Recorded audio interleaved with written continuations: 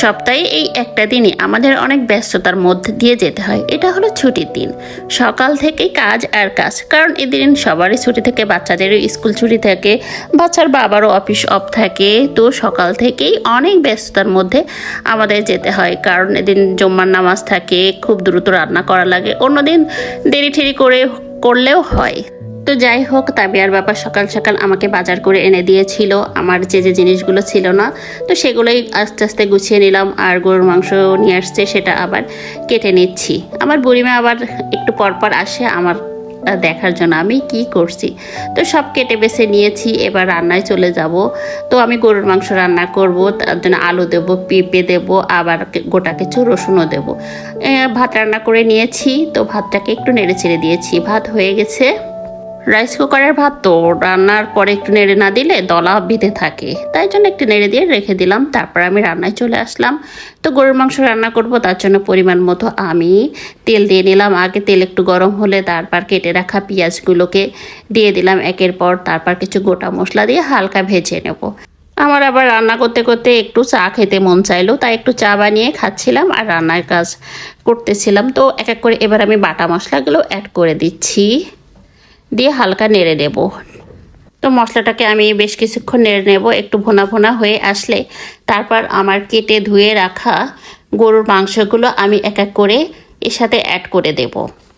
আগেই ধুয়ে রাখছিলাম। এক একদিন আমার এখন এক এক রকম করে রান্না করে দেখতে মন চায়। আগে গতানুগতিক একভাবেই রান্না করতাম। আগে মশলাটারে খুব ভালো করে কষিয়ে নিতাম, তারপর মাংস দিতাম।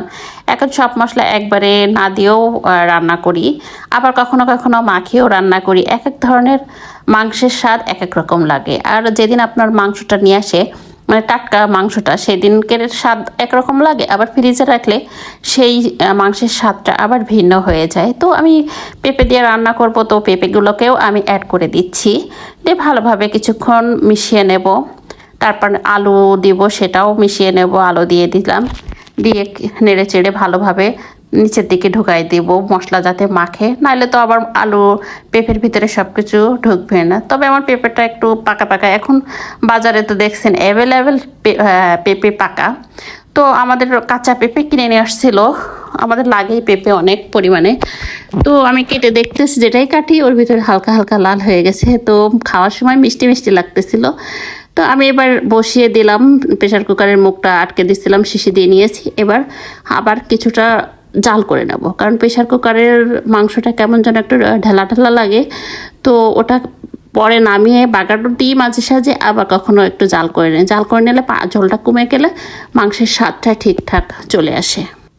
তো এভাবে আমি বেশ কিছুক্ষণ রান্না করে নেব।